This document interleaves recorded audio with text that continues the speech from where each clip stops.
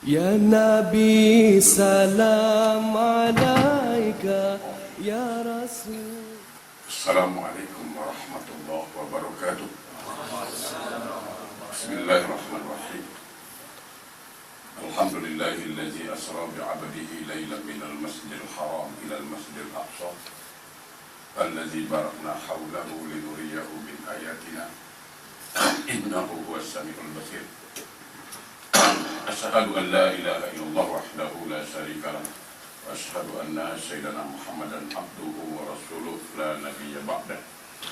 Allahumma fasalli wa sallim ala sayyidina Muhammadin wa ala alihi wa ashabihi rasulillahi ajma'in, amma ba'du. Rabbi shrah li sadri wa yassir li amri wa hlul 'uqdatam min lisani yafqahu qawli. Subhanaka la ilma lana illa ma 'allamtana innaka antal alimul hakim. La haula wa la quwwata illa billahi al-'aliyyil azim. Yang berbahagia pengurus masjid, hukum, Tuan Imam, Ustaz Bilal, hadirin wal hadirat yang insyaallah semua kita dimuliakan Allah Subhanahu wa taala. Karena barangkali waktu kita berpacu dalam waktu, ikan sepatkan gabus lagi cepat lagi bagus.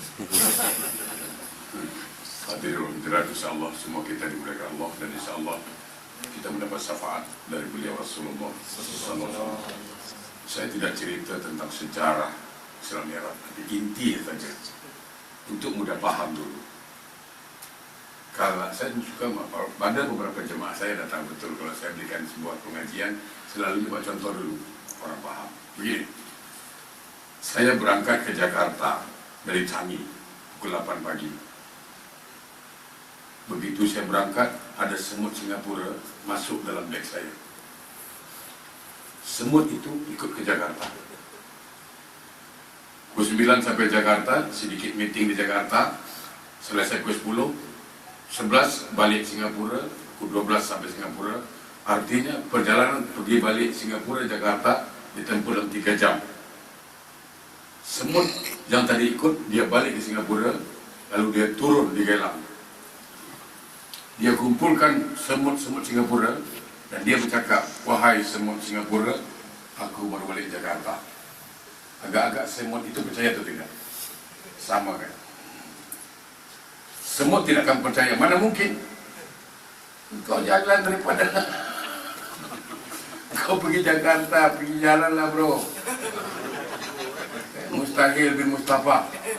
Ya kan? Tak masuk akal. Kenapa? Karena semut itu berpikir secara otak semut. Nah, kalau kita berpikir secara akal manusia, Isra Mi'raj tidak masuk akal. Sama. Maka saya katakan, harus diingat bahwa semut itu bukan jalan sendiri, tapi diperjalankan. Kalau diperjalankan ada masalah. Sama. Rasulullah SAW itu bukan jalan sendiri, tapi Allah yang memperjalankan. Kalau Allah sudah jalankan, apa yang tak boleh? Manusia boleh, kan Allah tak boleh. Apa yang tak boleh? Begitu. Itu ada masalah sebenarnya itu. Sehingga ayat ini dimulai dengan kalimat tasbih. Subhanallazi asra bi 'abdihi. Maha suci Allah. Dimulai dengan kalimat tasbih sebagai bantahan. Seandainya orang mengatakan tidak mungkin, Allah mengatakan subhana. Maha suci Allah dari segala kebohongan. Maha suci Allah dari segala ketidakmampuan. Maha suci Allah dari segala ketidaksanggupan. Maha suci, itu jawaban. Diberi kalimat tasbih. Baik, yang menarik untuk saya sampaikan intinya apa? Kita tahu dalam sejarah Rasulullah itu pada malam itu tidur di rumah sepupu beliau, namanya Ummu Hani. Nabi tidur bukan macam kita, kalau kita tidur betul lah. Kalau Nabi tidur tu selip chicken, tidur ayam. Dan kita dengan Nabi pun beza sikit aja sebenarnya. Kalau orang tanya apa bezanya kita dengan Nabi, beza sikit. Kalau Nabi sikit tidur, kalau kita sikit-sikit tidur. Saya rasa tak banyak beza kan? Ya kan? Kalau Nabi sikit makan, kalau kita sama kan? Tambah sikit. Kalau Nabi sikit tidur, kalau kita sikit-sikit tidur. Kan tengok. Nabi sikit makan, kalau kita sikit-sikit makan. Jadi kita dengan Nabi beza sikit, tak banyak. Baik. Beliau dibawa ke Hijri Ismail. Nah, di sini intinya dibedah kalbu beliau. Itu yang kita tahu dari sejarah dengan Ustaz Syarahan begitu. Apa yang dibuang?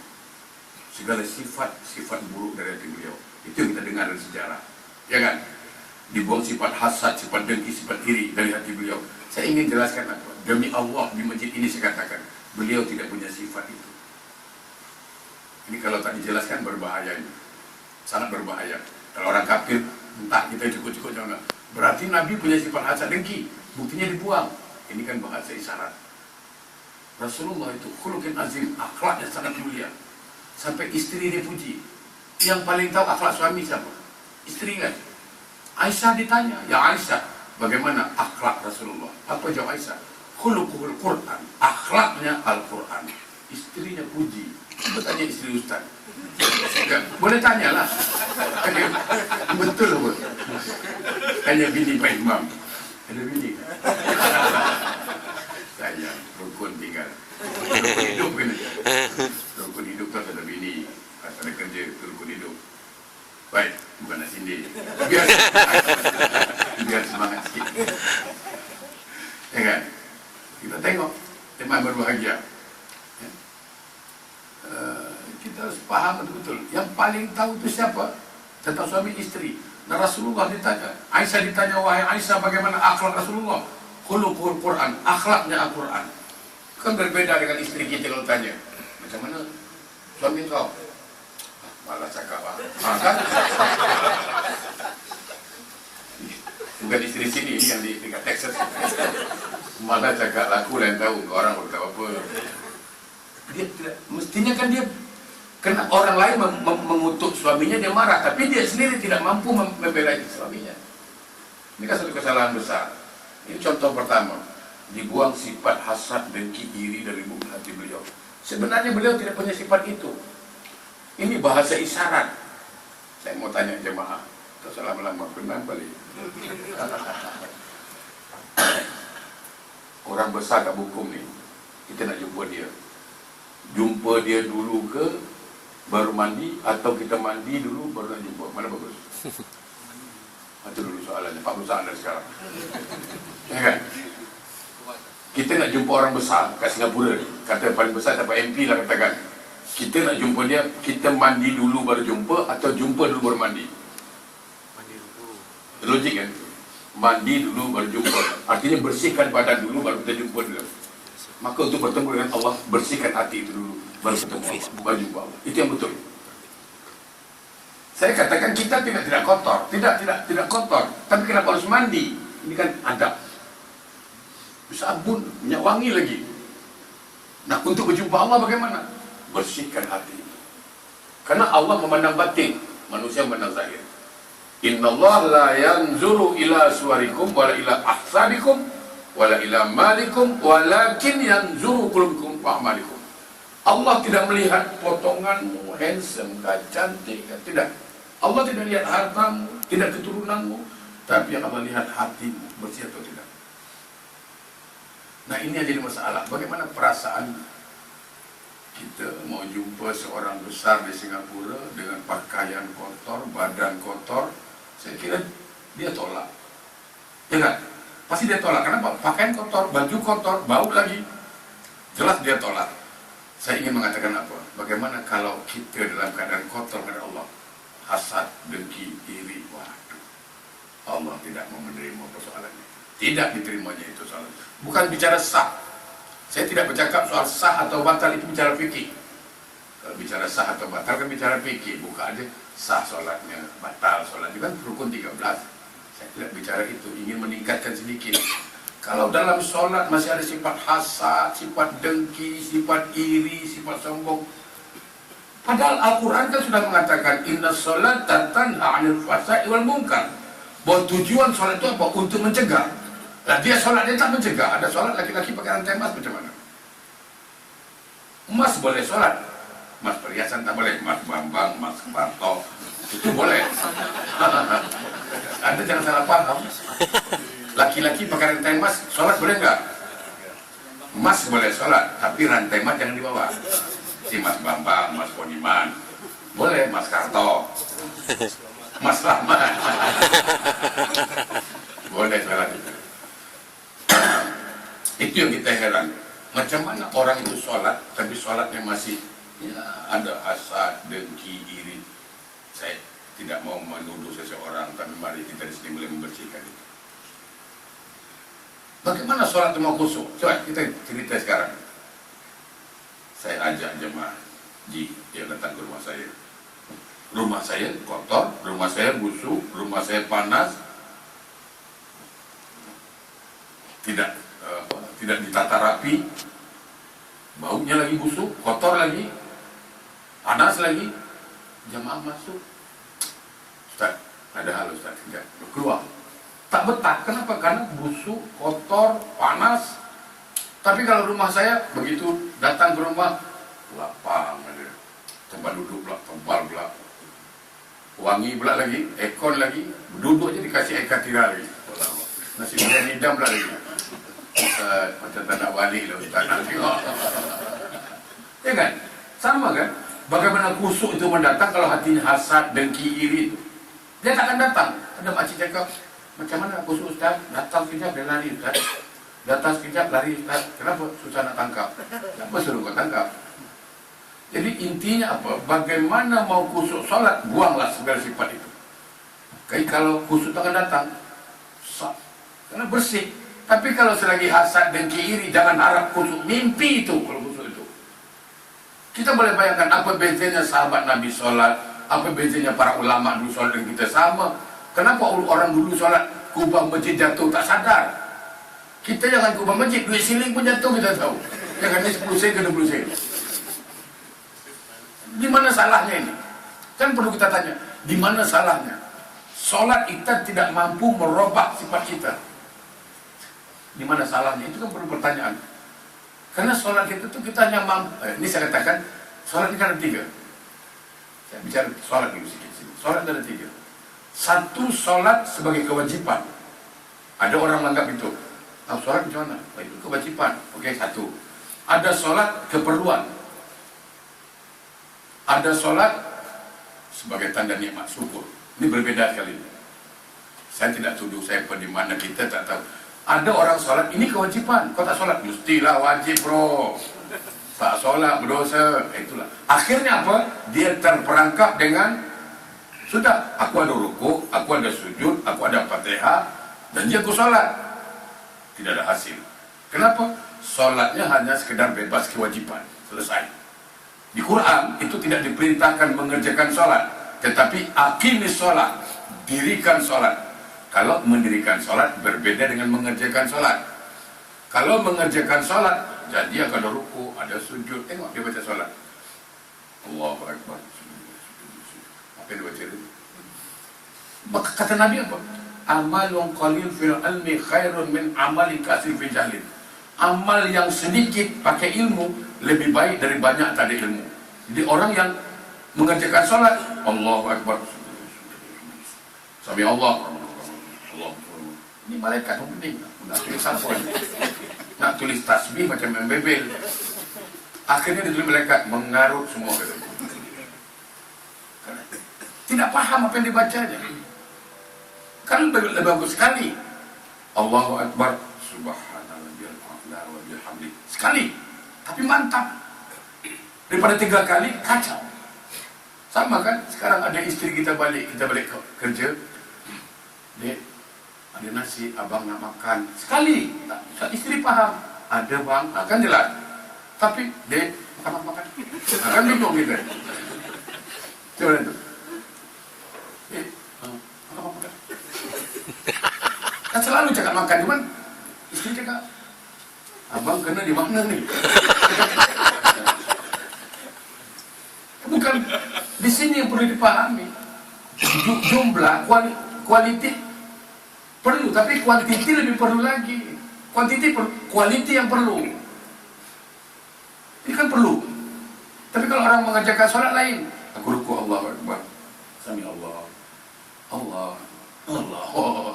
Saya bilang bagus Gangnam Style. Saya kata Allah. Sudah selesai. Kenapa? Karena dia mengerjakan sholat.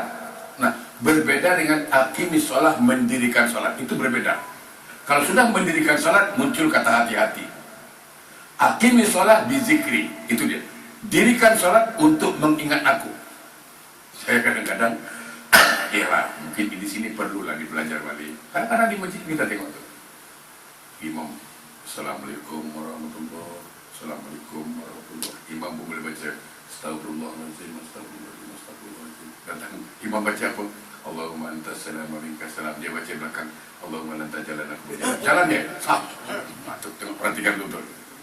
Kita bukan menyalahkan dia, kita tengok standar dia ilmunya. Standar ilmunya dulu. Kita tidak ingin menyalahkan orang, tidak mau, tapi standar ilmunya. Ini orang sombong. Kenapa sombong? Al-Quran mengatakan, Aqimis sholat bizikri. Dirikan sholat untuk mengingat aku. Apakah 100% dia ingat Allah? Tidak, 20% tidak kuat. Tetapi dia tidak mau mengaku salah. Dia salah waktu itu. Jelas sholat, Allahu Akbar. Minyak motor di sini, kan? Minyak motor, Allahu Akbar. Minyak besar martabak. Masih ada ingatan yang lain. Padahal sholat itu kata Allah untuk mengingat aku. Ternyata 20% ingat Allah dan syukur. Nah, orang yang berilmu, Astagfirullahaladzim, ada kesalahan di situ. Nah, mengaku salah itu yang Allah bangga. Yang Allah marah, kalau tidak salah kau cabut di sini. Tak ada berkah sholatnya. Perhatikan dia sholat. Sholat, beli nombor juga. Sholat, mampu, laju juga. Kenapa? Karena tadi dia langsung cabut aja. Assalamualaikum, cabut. Sekarang begini, kalau anak kita salah, lalu mengaku salah, kita pun akan sudah. Yang kita marah apa? Dia salah kan ngaku salah tuh. Yang Allah marah apa? Sudah Assalamualaikum, cabut. Yang Allah bilang, apalah kau. Macamlah betul sangat salah kau. Dianggap sombong di situ. Nah, orang berilmu dia tak mau. Saya bukan mengatakan tidak boleh pergi, boleh.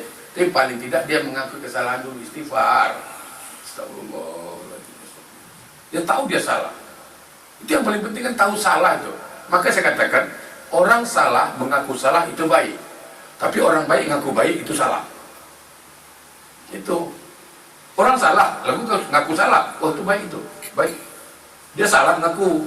Dia tak baik apa? Orang baik ngaku baik. Wah itu salah itu.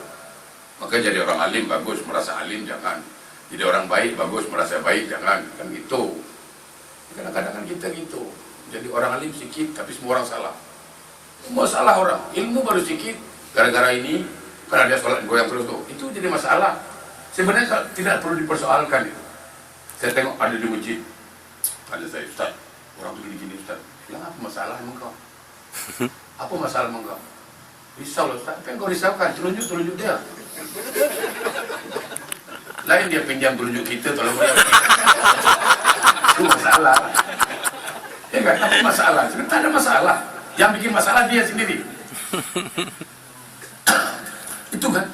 Nah itu yang saya katakan, itu satu. Jadi ada orang tingkat sholatnya apa? Mengerjakan sholat. Yang kedua, dia mendirikan sholat. Ini agak bagus. Dia belajar. Saya ingin jelaskan sedikit saja waktu barangkali. Kalau orang mengerjakan sholat, dia cukup membahas rukun 13. Dia akan bahas di situ. Tapi orang mendirikan sholat, dia tidak bahas rukun 13. Karena itu sudah menganggap, oke, itu standarnya low classnya. Dia naik pada kelas yang kedua apa? Dia berjalan pada rukun yang 3. Rukun kauli, rukun fi'li, rukun qalbi. Di sini dia bermain. Saya tahu jelaskan lah. Nanti tanya Pak Imam, dia tak tahu. Nah dia juga mengaji juga dengan saya kan setiap minggu. Macam Pak Haji ni dia tahulah. 3. Berbeda dengan ketiga. Tingkat 3 ini para rasul lah. Dia bersyukur. Sholat itu sebagai syukur. Rasulullah sholat malam sampai bengkak kakinya. Bengkak kakinya. Kita bengkak juga pasal bisul. Bengkak juga lah. Aisyah pernah komplain. Kata Aisyah, ya Rasulullah, sudahlah, janganlah si sujud je. Aku pun nak juga. Perempuan kan istri. Betul perempuan istri dengan dia.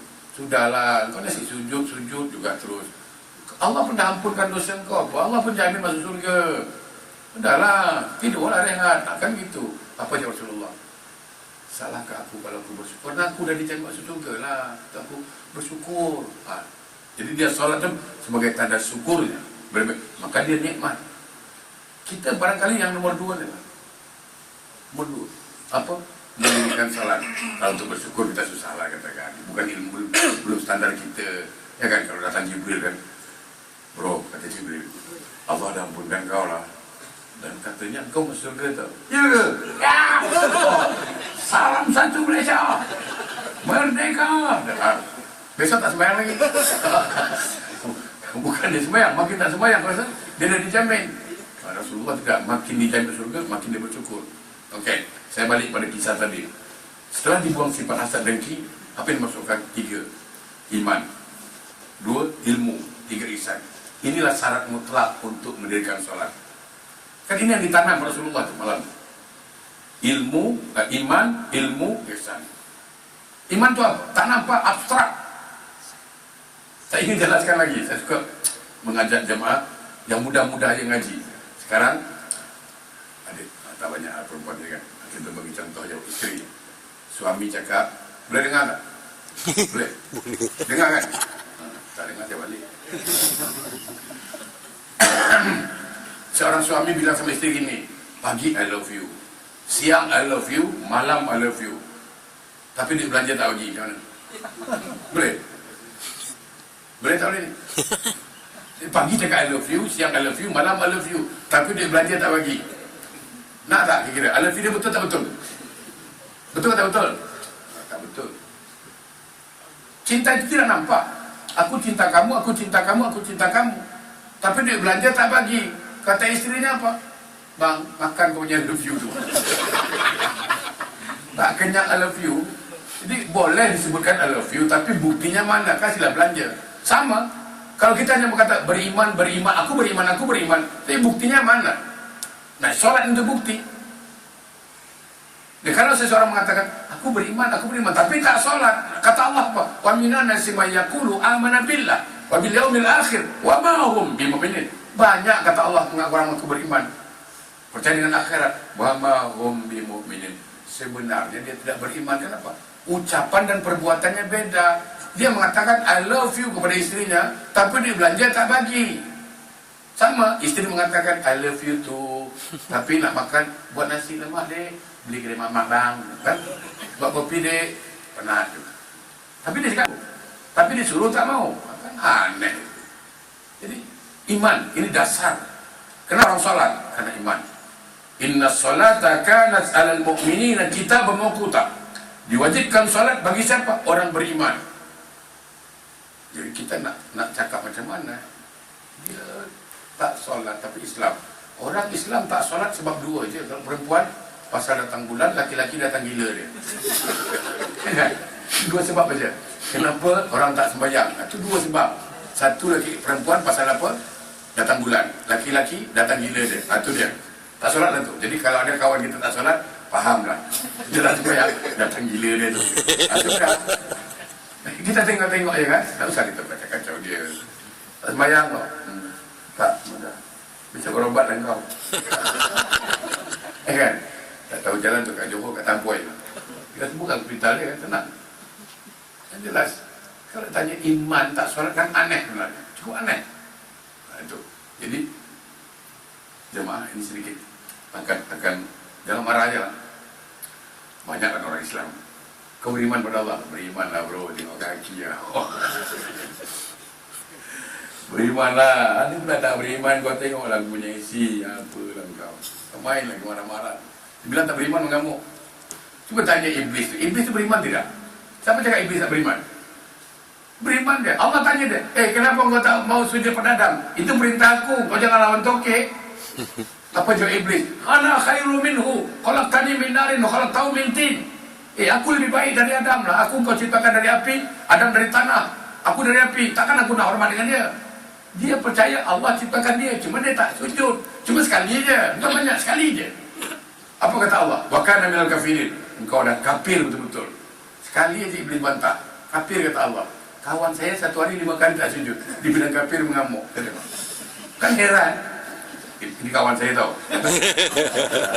Dia cakap sini di sini je lah. Jangan bagi tahu orang. Bukan? Ini betul apa? Iblis cuma sekali tak sujud. Wa kana minal kafirin. Sungguh kata Allah, engkau termasuk golongan kafir. Lah macam mana dengan tetangga saya yang satu hari 5 kali tak sujud? Bilang kafir mengamuk. Satu. Yang kedua, iblis tak sujud di mana? Di surga. Keluar kata Allah. Dalam surga tak sujud keluar. Kawan saya belum masuk lagi tu. Belum masuk surga tak sujud, nak masuk pula tu. Please lah. Fikir baik-baik. Aduh. Orang kena cakap hang fikir. Orang kena cakap hang fikir lah. Iblis tu dalam surga tak sujud. Oh, keluar kata Allah. Dia belum masuk surga dah tak sujud, nak masuk pula. Cuba tengok. Tak masuk akal langsung. Kadang-kadang saya ketawa sendiri tau, ketawa sendirilah. Ini bukan berarti saya orang ahli tasawuf, tidak. Saya tidak katakan saya ahli tasawuf. Cuma kadang-kadang saya penuh senyum orangnya. Jadi kalau selalu saya katakan kalau anak-anak hiduplah macam tuyul, kecil-kecil dah pandai cari duit. Kan tuyul kan? Tuyul tengok. Kecil-kecil pandai cari duit tu kan, macam tuyul budak tu kan. Kalau isteri macam kuntilanak, susah senang dia ketawa. Ya kan? Kalau dapat isteri kita ni contohlah kuntilanak kan. Macam mana susah kuntilanak tengok. Happy je dia. Itu kuntilanak tengok. Susah ke senang tengok. Baju dia rabak-rabak tapi dia happy. Bini kita Sutra Kelantan, masa muka dia. Ini contohlah. Okey, saya kadang-kadang ketawa begini. Ada orang tak solat. Solat tidak. Mengaji tidak. Memang tak pernah solat. Dia mabuk aja kerja dia. Maksiat aja, judi aja, tapi tak solat. Nah, kalau dah meninggal, dia tengok. Sibuk tak? Siapa yang sibuk? Kita yang sibuk ke dia yang sibuk? Kita kan? Tengok. Kita pun sibuk. Bawakan dia ke masjid. Masuk masjid dah mati. Tu malaikat tengok je. Masuk masjid, apa kata. Malaikat panggil kawan dia. Oi bro, apa? Masuk masjid buat tu kata. Orang mana? Aku dah hukum. Astagfirullahaladzim. Dia tadi cakap betul ni. Ini tak pernah solat kan? Kita pun tak ada malu lah. Tuan-tuan dan perempuan, mari kita baca Yasin 3 kali, tahlil, tahkim. Mudah-mudahan masuk surga. Mereka terkejut. Surga kan? Maaf ya, kata malaikat ni. Ustaz, kau yang belum tahu masuk, dia pula masuk. Kan? Kita muka tak malu lah. Orang bilang apa? Memanglah. Apa tadi? Tulang kawat. Tulang kawat. Badan besi. Muka tembok. Tambah sikit. Ada tambah muka tembok sikit kan? Kita betul tak ada malu waktu itu. Kita bercakap, ya Allah, ampunkanlah dosanya. Malaikat cakap, engkau sibuk besar. Dia pun tak pernah minta ampun. Kan sibuk kita sekarang. Dia tak pernah minta ampun. Kita yang sibuk. Masukkan dia ke surga. Dan malaikat, kalau bapak kau punya. Kan aneh, betul-betul aneh. Saya katakan. Terlalu mudah harga surga. Bahkan tak segan-segan surat khabar tulis apa? Telah kembali ke rahmatullah. Saya pun naik ketawa. Dia ni faham tidak kembali ke rahmatullah. Hari-hari mabuk. Tanya dia. Dia satu hari mabuk. Pergi masjid. Allahu Akbar, Allahu Akbar. Dia pun masuk masjid. Bau bir. Kata Ustaz. Weh, kau ni bau bir lah. Maghrib tu. Balik-balik. Mau apa kau? Bayanglah bro. Ustaz tu dia bro. Kata Ustaz. Bayang apa? Maghrib. Berapa rakaat maghrib? 4. 4 dia cakap. Maghrib 4 dia cakap. Ustaz darah tinggi. Balik kau. Aku sempak nanti. Dia balik tengah jalan Pak Haji pun lalu. Pak Haji mau ke mana Pak Haji? Mau solat lah maghrib ke masjid. Maghrib berapa rakaat Pak Haji? 3. Balik Pak Haji. Balik. Sudah balik. Aku aja 4 sudah balik tadi.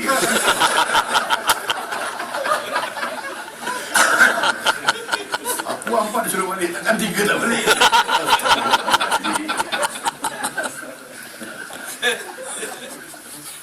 Iman dia kurang mantap. Tengok. Saya selalu katakan ni. Yang sibuk kita tu. Sibuk kita. Ya Allah, masukkan dia ke surga. Cuba fikir baik-baik. Sekarang saya kasih logika akal. Ngajak berfikirlah. Saya tanam ubi yang tumbuh apa kira-kira? Ubi. Saya tanam jagung? Jagung. Saya tanam padi yang tumbuh apa? Padi. Okey, sekarang saya ajak jemaah. Saya tanam ubi. Okey, sebelahkan jemaah. Ayo berdoa. Doakan saya. Tapi nampak saya tanam ubi. Ya Allah, aku tanam ubi. Tumbuhkan strawberry. Agak-agak diambilkan kita tidak? Ambilkan kita. Ini saya tanam ubi ni. Ya Allah, saya tanam ubi. Tumbuhlah strawberry. Jemaah berani tak mengambilkan ni? Ayo, saya dah fikir sikit. Saya tak ambilkan lah. Kenapa? Yang banggang Ustaz. Takkan tanam ubi tumbuh strawberry. Apa bezanya dengan orang tadi? Apa bezanya? Dia tanam maksiat hari-hari kan. Takkan kita sudah masuk surga? Karena cakap banggang dia marah. Bukalah Quran. Quran kan mengatakan apa? Man amila salihan falinafsi wa man asa'a alaiha. Itu kan Fussilat 46. Siapa berbuat baik, dia dapat baik. Siapa buat jahat, dapat hasilnya. Semangka tidak mungkin berdaun sirih. Demikian kata duri barang ikan. Iman. Itu satu, saya tak usah bahas banyak. Yang kedua ilmu. Kan banyak orang sholat. Sholat hebat ya, tapi ilmu kurang. Semuanya perlu ilmu. Saya tidak bicara rukun 13. Kan ada orang sholat Allahu Akbar. Tanya dia, kenapa angkat tangan? Takbir, angkat tangan kenapa? Angkat dia lah, bising ya kau. Marah aja. Sekarang pertanyaan muncul. Allahu Akbar, kenapa angkat tangan? Aku lesing juga dia. Angkat je lah. Ya kenapa angkat tangan? Angkat. Habis lama-lama kau angkat. Dia marah. Padahal mesti tahu apa filosofinya. Angkat tangan itu apa dia? Harus paham. Contoh apa? Semua anak ada orang tak ada masalah. Dan kita akan mengatakan bagaimana masalah kau. Aku angkat tangan lah. Kan udah paham. Ketika mengatakan aku angkat tangan, artinya ketidakmampuan. Nah di depan Allah tidak perlu mengatakan aku angkat tangan. Dia mengangkat tangan di depan Allah. Ini kan lambang ketidakmampuannya menghadapi hidup ini tanpa bantuan Allah. Jadi kalau orang tidak mengangkat tangan, takbir, ini manusia sombong, seolah tidak perlu dengan Allah. Itu masalahnya. Kan perlu dibahas balik. Menghadap kiblat tangannya. Tapi kadang-kadang bukalah hadis manapun, tangan ada kiblat. Tapi orang gini pula, orang cakap ada kiblat di gini. Ada. Ya tahu. Dasar dia lah janji diangkat dah. Betul. Ada orang begini saya tengok. Allah. Nyamuk jadi. Betul. Dekat jauh dia. Ada lagi solat. Betul. Kalau pergi tengok solat, pergi ngaji ke jauh-jauh macam-macam. Allah. Mana ada gitu. Ya kan? Ada di masjid ke mana tu? Allah. Akbar. Itulah kenapa lama sangat susah nak tangkap Ustaz. Apa yang kau tangkap? Rupanya panjang. Allah. Cuba kau bacakan saya. Sengaja aku solat maghrib 3 rakaat dan makmum menghadap kiblat karena Allah Ta'ala. Panjangnya, ambil nombor IC imam. Tanya, nombor IC imam sebut kali, alamat imam sebut, semua sebut. Nama imam. Allah, sengaja aku solat maghrib 3 rakaat jadi makmum Imam Haji Muhammad Ahyar, nomor IC 338, duduk dekat Commonwealth. Ada yang mudah, kenapa yang susah-susah? Ada yang mudah apa? Sengaja aku salat maghrib cukup 3 rakaat, Allah dah tahu 3 rakaat. Menghadap kiblat tak perlu, memang kita menghadap kiblat. Makmum sudah selesai. Yang dia panjang Allah. Ada yang mudah, ya kan? Mau yang susah kan heran. Itu karena ilmu tak ada tu gitu. Saya bilang kalau nak panjang kan, ambil nombor IC imam lah sekali. IC imam, alamat rumah dia, tak perlu dengan bini dia kau sebut. Kalau ada lah. Wah, ini style guna Ustaz ni. Astagfirullahaladzim. Ya, ilmu. Banyak sekarang ni. Banyak orang salat ilmu tak ada. Saya kasih ilmu saja. Apa dia salat itu? As-salatu imaduddin faman aqamaha faqad aqamadin wa man tarakaha faqad adamadin. Salat itu tiang agama. Siapa mendirikan salat menegakkan tiang Islam, siapa meninggalkan salat meruntuhkan tiang Islam. Okey, kenapa salat tiang agama? Saya bagi 3 saja. Banyak fadilahnya itu 12, tapi 3 saja kesempatan waktu. 1. Ketika orang itu mendirikan salat, seolah-olah sempurna rukun Islam yang 5. Kita cek rukun Islam yang 5.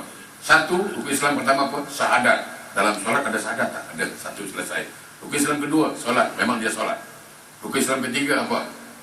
Puasa. Puasa tak boleh makan minum. Mengekang hawa nafsu. Solat pun tak boleh makan minum. Mengekang hawa nafsu. Selesai. Rukun Islam keempat, zakat. Zakat mengeluarkan kewajipan 2,5% dari uang kita. Kalau kita solat, menzakatkan waktu kepada Allah. Karena pemilik mutlak waktu itu Allah. 24 jam kali 60 menit. 10,000 sekian menit bagi 2,5%, 37 menit bagi 5 waktu, 7 menit per waktu. Itu. Okey, sekarang rukun Islam kelima, haji. Haji menghadap Baitullah, solat pun menghadap Baitullah. Ini selesai. Apa lagi masalahnya? Dalam kubur ada pertanyaan tak? Kalau kita mati, ada. Soalannya bahasa apa? Bahasa Arab. Yang mati orang meninggal, orang boyan. Takkan gabut. Bukan malaikat cakap boyan, hati ini pengkau hati mak. Ya kan? Kau sangka orang. Tak tahu nak sangka orang. Ya kan? Namanya Sintan. Ya kan? Kan tak mungkin. Ya kan? Ya kan? Orang Madura itu paling keras. Ya, orang Madura tak? Orang Madura mancing ikan. Dari pagi mancing sampai petang tak dapat. Marah dengan Allah. Katanya maha pengasih, maha penyayang. Saya dari pagi sampai petang sini, tak dapat apa-apa. Mana bukti kasih sayang sampean? Marah sama Tuhan. Tadi dapat, kasihlah saya ada anak 3, istri 1, 4 sama saya. 4 ekor cukup. Dia minta, Allah diperintah dia. Ya Allah dengar semua. Allah tak dapat 4 betul. Itu 4, dia cakap apa? Wah, kasih lebih pun tak boleh. Orang yang minta 4, betul-betul 4. Betul. Dia marah. Sekali dia balik, rumah dia terbakar. Dia balik, rumah terbakar. Dia marah Allah. Kenapa masalah di laut bawa ke darat? Masalah yang tadi jangan sampai di simpan. Marah sama Allah. Waduh. Yang meninggal itu orang boyan, bayangkan. Boyan. Ya kan? Cakap Arab. Bayangkan dalam kubur itu. Jangankan di kubur di dunia aja, bayangkan aja. Orang pergi Mekah kan? Orang pergi Mekah. Tak tahu cakap Arab di mana? Nak sebut lampu mati. Cakap Arab dia pun. Orang sana boleh lah. Okey. Syekh. Maafin lambat. Lah salah. Lampu tak hidup. Dia pun faham. Dia kau tak faham kan? Mati apa? Innalillahi wa inna ilaihi. Dia tahu mati itu innalillahi kan? Tahu ada innalillahi wa inna ilaihi. Orang pun faham. Susah. Tengok di dekat Hilton Hotel orang jual tasbih 4 riyal. Berapa 4 riyal? Berapa? Usalli fardhu zuhri 4 ditahu. Nak tawar 2 riyal macam mana bahasa Arabnya? Tidak solat subuh rakaatain. 4 riyal. Saya rakaatain riyal. Mana ada cakap Arab rakaatain riyal? Itu kan dia banggang. Kan perlu ilmu. Nah, bayangkan yang menjawab ketika itu jelas bukan fisik, pasti bukan fisik. Kenapa jangankan bahasa Arab? Dia hari-hari cakap boyan pun dia tak tahu lagi bahasa boyan tu, dan meninggal. Orang Padang takkan tahu, orang Jawa takkan tahu bahasa Jawa. Wah, yang mati orang Jawa lalu mereka cakap kulun, monggo pulau mereka nukan angin, sampai si konti, kan tak mungkin, kan? Pulau si kon Jombang, oh ini pesantren ini ya dia, kenal kalau Gus Dur ya? Ditanya pula kenal sama Gus Dur, kan tak mungkin. Kan tak mungkin itu. Nah, berarti yang bertanya itu bukan fisik. Yang menjawab juga bukan fisik. Nah, ternyata kalau kita kaji, semua jawabannya rukun dalam sholat. Rukun dalam sholat. Ketika datang, Pak, mereka datang. Marah buka siapa Tuhanmu? Rabbi Allah, Tuhanku Allah. Kenapa dia takbir? Wajib hukumnya itu. Takbirnya datang, Rabbi Allah, Tuhanku Allah. Ditanya, man imamuka, siapa imammu? Dia datang Fatihahnya. Itu wajib dia baca Fatihah. Quran. La salat liman lam yaqra bi Fatihatil kitab. Tidak sah salat kalau tak baca Fatihah. Al-Quran imami. Man nabiuka, siapa nabimu? Muhammad nabiku, dia wajib baca salawat. Man ikhwanuka, siapa saudaramu? Dia wajib baca tasawuf akhir. Assalamu alayna wa ala ibadillahi sholihin. Man kiblatuka, mana kiblatmu? Baitullah kiblati. Dia wajib ada kiblat. Tapi kalau tak salat macam mana? Tak salah salat kita, malaikat kita sendirilah bagi bini duit. Dek, tu duit dalam meja. Duit kat meja. Duit abang letak kat meja. 3 kali.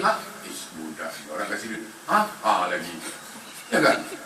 Isteri ajak makan. Bang, makanlah, nasi dah siap. Nasi dah siap bang. Nasi dah siap bang. Marahlah isteri tu. Bayangkan muka nangkir mau tanya. Marah buka. Mana buka? Sampai kiamat tak darah tinggi ke? Dah silap stroke. Kita 4 kali aja marah. Bayangkan nungkan nangkir sampai kiamat marah buka. Buka. Saya bilang hancur. Don't try at home lah. Betul lah itu. Itu parah kan itu. Betul-betul hentak cukup. Kita 4 kali hari dah mengamuk. Dia sampai kiamat tau. Saya tak boleh bayangkan lah. Please lah. Betul. Itu aduh. Saya tak boleh bayangkan. Darah tinggi dia. Banyak kau punya. Mana buka? Sampai kiamat, sampai tak darah tinggi. Kita 4 kali dah ada marah. Kita tengok sampai kiamat. Bengkak-bengkak dia kasihan. Betul. Yang terakhir saya katakan solat dalam pengertian agama. Perhatikan. Solat yang pertama dikerjakan Rasulullah solat apa? Solat zuhur. Zuhur hari Selasa. Zuhur 4 rakaat, asar 4 rakaat. Jumlahnya 8. Artinya apa ini? Kita sedang mengetuk 8 pintu surga. Untuk masuk surga, buka fikir. Zuhur dan asar ini sirkan suaramu pelan sikit. Kenapa? Karena kita sedang mengetuk 8 pintu surga. Untuk masuk surga, sirkan amalan itu. Jangan bising. Ini tahajud mana cakap juga kadang-kadang. Maghrib 3, Isya 4, jumlah 7. Fikih mengatakan kuatkan suaramu sedikit. Kenapa? Karena sedang berlindung pada 7 pintu neraka. Tinggal 2 lagi subuh. 1 rakaat pengampunan dosa siang, 1 rakaat pengampunan dosa malam. Artinya 17 rakaat itu apa? 8 pintu surga kita ketuk, 7 pintu neraka kita berlindung, siang malam minta ampun. Kalau meninggal dunia, datang ustaz kata, imam kata, mudah-mudahan masuk surga. Insya Allah masuk. Karena ada ketuk hari-hari. Ini main pantun dia ketuk. Suami tak solat, isteri tak solat. Dalam bilik cakap apa? Kalau jalan ke Bandar Hulu, jangan lupa petik keboja. Kalau dinda mati dahulu, tunggulah kanda di pintu surga. Kata mereka, sayang gigi. Betul lah. Betul. Orang masuk surga tak pantun. Ada ke pantun? Kalau dinda mati dahulu, tunggulah kanda di pintu surga. Malaikat. Kalau mereka boleh jawab, dia jawab tu. Sayur nangka, biji kemiri, dah tua bangka, tak tahu diri. Kacau. Ya kan? Jadi kalau kita nak masuk surga, insya-Allah solat. Tak ada alasan untuk kita tidak solat. Baik, saya kira saja 6 suku dan untuk barangkali cukuplah. Ada soalan? Ihsannya belum. Oh, ihsan. Okey. Sorry, bagus. Berarti anak santri. Ihsan itu apa? Yang harus dibuat dalam salat. Anta'budallah ka'annaka tarahu. Anta'budallah ka'annaka tarahu fa illam takun tarahu fa huwa yara. Bahwa ihsan itu apa?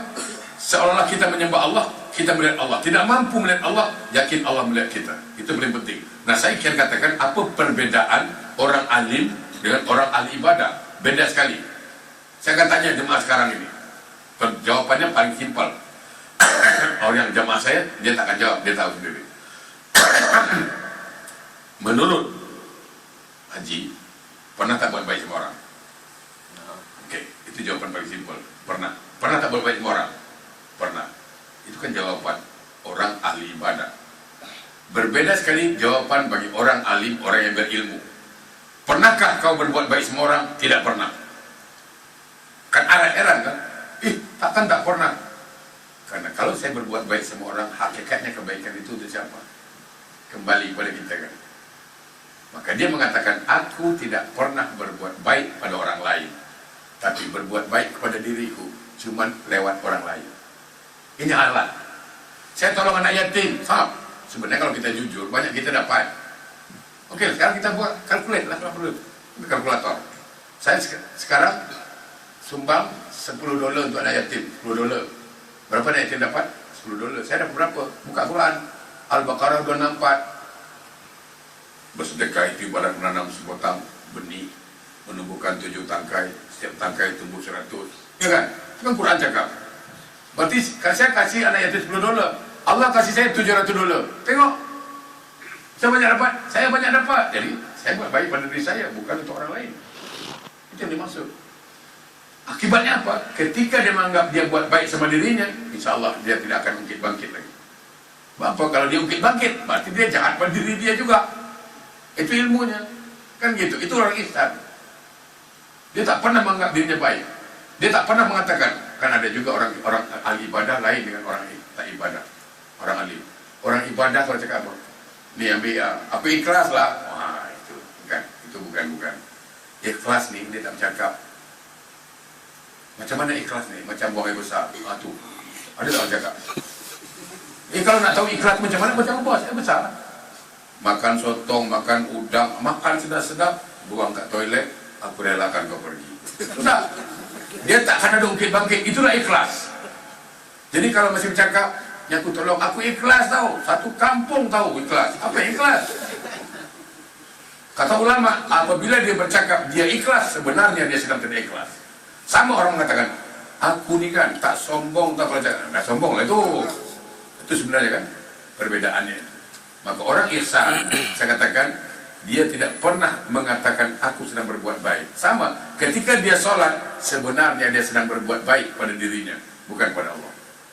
Antara kita dengan Allah macam ikan ke laut ini, tapi laut ini, ikan masuk ke laut tak menambah besar air laut. Ikan tak mau tinggal di laut, tak ada masalah, tidak mengurangi besar air laut. Tapi kalau ikan dah tinggal ke laut, macam mana?